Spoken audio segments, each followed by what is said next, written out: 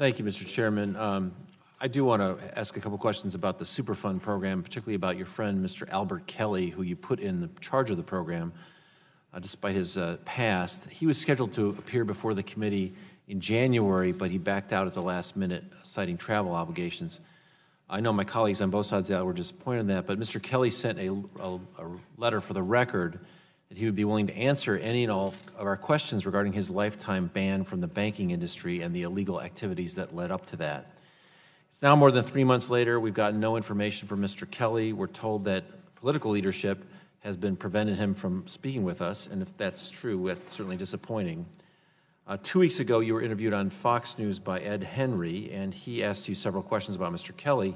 In the interview, you said that the details of the settlement with the FDIC were private and that none of us really know what happened. So my question is, if Mr. Kelly is happy to share the details of his lifetime banking ban as a matter of transparency, is he not telling us the truth, or are you stopping him from doing that? I think Mr. Kelly, if he's willing to share that with you, he should do that. Terrific. And okay. And I would encourage him to do so. Because we do think that it's important issue of transparency. I'm glad to hear that. The FDIC ban is not the only concern about Mr. Kelly. It's been widely reported that his family abuts a Superfund National Priorities List site. He's the head of the Superfund program, creating at least a perception of a conflict of interest in that he might be favoring the site that's next to his property. You've mentioned that one of your goals or one of your values is that you're committed to good stewardship of taxpayer resources. Has this financial conflict been reviewed by EPA ethics officials? And if so, were they provided with all the necessary information to conduct that review? I don't have knowledge about that, Congressman, if that's happened or not. All right. Certainly we would ask that that be done. When you came to testify before this subcommittee in December, you claimed that you had to remove scientists from EPA's Science Advisory Board because of, quote, the appearance of a lack of independence. John Conkes, your Deputy Associate Administrator for the Office of Public Affairs, who's tasked with reviewing millions of dollars of grants for EPA, was approved to provide media consulting advice to unnamed clients, likely including his prior clients from his Republican-affiliated consulting firm. Were you aware that Mr. Conkes was continuing to work as a media consultant for outside clients? I'm aware that the ethics officials at the agency approved that. That's what I'm aware of. Don't you think this creates an appearance of the lack of independence? The ethics officials didn't believe that. Do you have an opinion personally about that? I don't know, but I don't know anything about the contract. I just know that the ethics officials approved that transaction. It just seems to me that if he's working for people outside the agency with his fingers inside the agency, that could be a lack of independence, and I'll just offer that as my own observation then.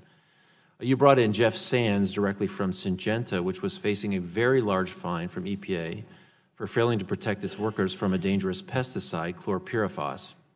During his brief tenure at EPA, this fine was reduced from $4.9 million to $400,000. Were you personally involved in this decision to reduce this fine? It's my understanding that Mr. Sands' involvement at the agency occurred after the decision in March of last year with respect to chlorpyrifos. Okay.